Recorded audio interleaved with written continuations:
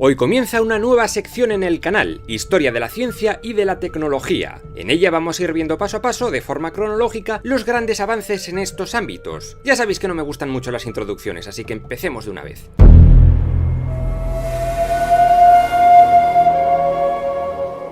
¿Cuál fue el primer gran avance de la humanidad? Es una pregunta complicada, pero quizás aquel que empezó a convertirnos en humanos, la bipedación. No tiene nada que ver con tirarse pedos, ese fue otro avance anterior que evitó que nos convirtiésemos en globos aerostáticos. La bipedación es básicamente ponernos de pie, algo que nos distingue de nuestros parientes más simiescos. ¿Por qué nos volvimos bípedos hace 4 millones de años? Se piensa que fue por la división del Valle del Rift.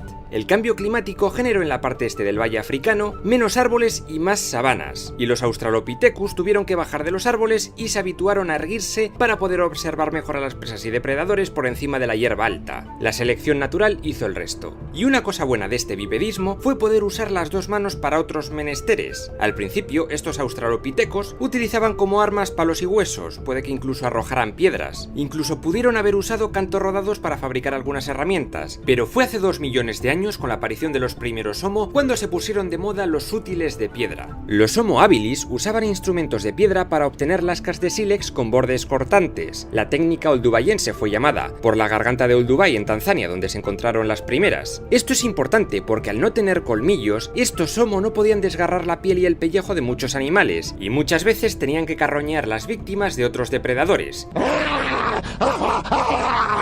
Pero gracias a estos artilugios parecidos a cuchillos, ahora podían hacerse filetes, y también usaban estos chismes para machacar huesos, conchas o crear otras herramientas nuevas. Además, a algún Einstein de la época se le ocurrió atar con ramitas trenzadas estas lascas a robustas ramas de árboles, dando lugar a las primeras hachas y también las primeras lanzas. Los siguientes Homo usarían la técnica lítica chelense, donde destaca el bifaz, piedra tallada por las dos caras. Aprovechaban todo el canto rodado, y encima con las lascas que quitaban se hacían puntas para sus lanzas. La evolución continuó con el Homo erectus, quienes ya cazaban mamuts y la hostia, y se recorrieron toda Asia. Todo apunta a que ellos fueron los primeros homínidos en dominar el fuego, hace más o menos 500.000 años. ¿Cómo ocurrió esto? Ni idea, pero es probable que pillasen algo de fuego de algún incendio por rayos y se lo llevaran a su cueva, manteniéndolo y alimentándolo a base de ramitas, y también usándolo en su beneficio. Si se les apagaba, tenían que esperar a un nuevo incendio o intentar que otra tribu les diese un poco de su fuego, aunque con el tiempo lograron crear sus propias llamas gracias a la fricción de dos palos y yesca, y también haciendo chocar piedras y minerales como el pedernal. Quizás un día estaban ahí tallando de tranquis y ¡zas!, le salieron como chispas. ¡Fuego into my body! Lo que es seguro es que el fuego lo cambió todo. Daba luz por la noche y calorcito en los fríos inviernos. Además, también se pudieron empezar a hacer barbacoas, otro gran progreso de la humanidad. Pero no solo carne, muchos vegetales también pudieron ser comidos gracias al fuego, como legumbres y otras movidas. Y el siguiente paso sería la fundición de metales, luego hablaré de ello. Hace 200.000 años aparecieron los neandertales por Europa y parte de Asia, y se cree que fueron los primeros homínidos religiosos. Aunque no se sabe bien, parece que los homos anteriores abandonaban los cadáveres de sus muertos donde caían. Sin embargo, los neandertales comenzaron a enterrarles. Esto da a entender como que empezaron a dar valor a la vida. Desde luego, que les inhumaran con comida y flores podría indicar que ya pensaban que había vida más allá de la muerte, si es que sabían qué coño era eso. Tampoco podemos saber qué pensaban que eran los sueños y las pesadillas, si visiones del más allá o premoniciones de algún tipo. Se cree que con alguna especie de propósito religioso se empezaron a crear las primeras pinturas rupestres en cuevas de todo el mundo, desde las de Altamira en Cantabria, España, hasta las de Pedra Furada en Brasil. En muchas de esas pinturas se pueden ver diferentes armas. Se cree que en algún momento hace 20.000 años a la gente le dio por crear un arma bastante más sofisticada que las lanzas de madera. Hablo del arco y de las flechas.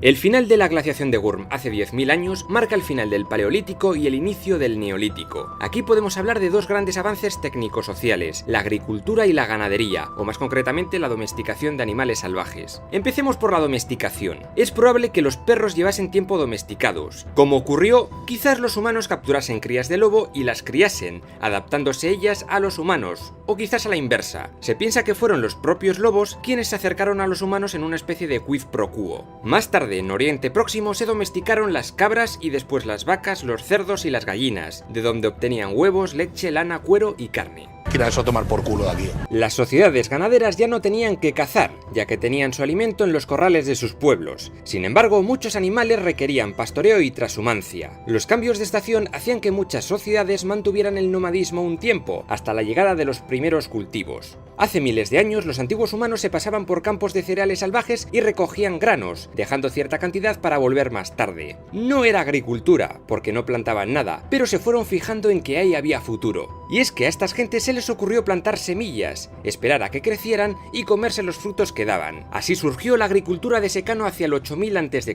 es decir, la que solo requiere lluvias. Hubo varios focos en diferentes partes del planeta: Sumeria y Egipto, en general basada en el trigo y la cebada, China basada en el arroz y en el mijo, y Mesoamérica basada en el maíz. Gracias a esta agricultura, la sociedad se sedentarizó. Los pueblos se asentaron y la población empezó a crecer mucho. En esta época no habría más de 3 millones de personas en todo el globo, lo que ha cambiado desde entonces. Estos cereales, como el trigo y la cebada, eran fundamentales para la vida de la gente, pues se podían moler en harina y aguantaban muchísimo tiempo. Se almacenaba y poco a poco se iba haciendo pan, el alimento fundamental del ser humano, y la cerveza, que surgió bastante pronto fermentando estas semillas. Para cortar más fácilmente las espigas de estos cereales, se usaron primero los cuchillos de piedra y más adelante las primeras hoces, y tiempo después se crearían los arados en Sumeria. Pero el sedentarismo tenía sus riesgos. Si venía una tribu rival, ya no podías huir, tenías que defender tu aldea, tus campos de cultivo, tu río, ya que el agua dulce era vital para sobrevivir. Por ello empezaron a levantar las primeras murallas, y se piensa que las primeras aldeas amuralladas fueron Jericó en Palestina o Jarmo en el Kurdistán iraquí, construidas sobre colinas y cerros, donde era más fácil la defensa. La cerámica fue un avance técnico importante, pues ayudaron al transporte y conserva de alimentos. Antes de ello hubo muchos trabajos de cestería, se crearon cestos con ramitas y fibras, pero para harina, aceite o agua era una puta mierda. La cerámica solucionó esto. El proceso era simple: coger barro y arcilla, moldear a tu gusto y dejar secar al sol. Con esto se hicieron desde vasijas y platos hasta ladrillos para construir casas. Luego descubrieron, hacia el 7000 a.C.,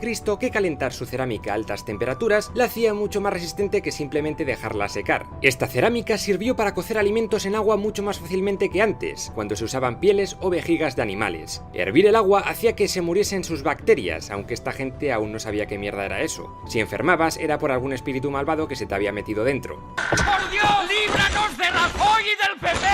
¡Líbranos! ¡Por Dios, líbranos de ellos! ¡Aguanta! ¡Resiste las presiones! ¡No! Bueno, Reagan, vamos a...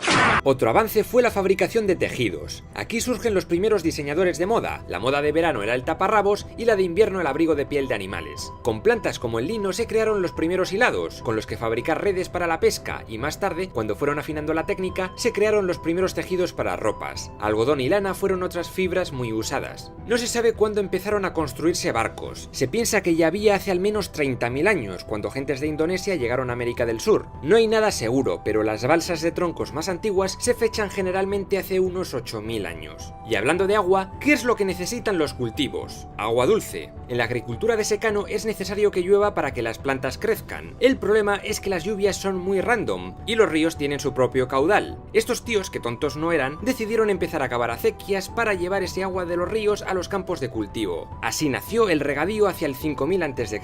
Suena muy simple, pero era bastante jodido. ¿Qué pasaba si el río se desbordaba o disminuía su caudal por una sequía? Había que crear canales más profundos, crear diques para contener el agua, en fin, una movida que requería el trabajo de mucha gente de forma coordinada. Tiene que haber un líder que capitanee el trabajo en conjunto, que asigne tareas y dé la patada a los que hacen el vago. De aquí surgen las primeras formas de jerarquía y gobierno, el origen de las ciudades-estado. Bueno, pues a seguir trabajando.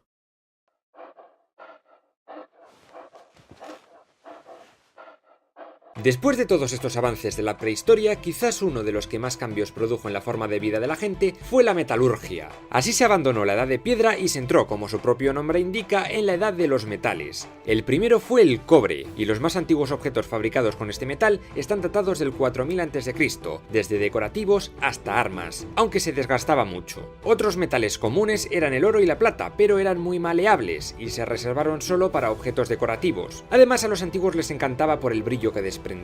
No se sabe cómo surgió la idea de calentar cobre para darle forma. Se piensa que alguien se fijó durante un incendio forestal sobre una mena de cobre en lo que pasaba con el metal. Aquí los primeros hornos se hicieron fundamentales. El siguiente metal fue el bronce, que se hacía fundiendo cobre y estaño. El resultado era un metal más duro y resistente. Herramientas, armaduras y armas como espadas y puntas de lanza salieron de ahí. Esta edad del bronce duró mucho, ya que cada civilización fue adaptándolo a diferente velocidad. Los barcos a vela fueron un buen método de viaje y transporte, como las balsas de juncos de Egipto, que usaban el río Nilo como autopista, pero para transportar cosas por tierra era complicado. Muchos usaban trineos tirados por bueyes y rodillos de tronco que había que quitar y poner constantemente. Un coñazo. Mucha gente cree que la rueda y los ejes se inventaron en los tiempos de los cavernícolas, pero no. Se piensa que este invento tardó bastante en aparecer, por el año 3500 a.C. más o menos, a no ser que se descubra de pronto un carro más antiguo, pero por el momento no hay constancia. Ocurrió en Mesopotamia y son famosos los carros de los primeros reyes sumerios, que no estaban tirados por caballos, sino por onagros, que son una especie de burro. Eran lentos, pero era lo único que había, pero hoy el comercio mejoró una barbaridad.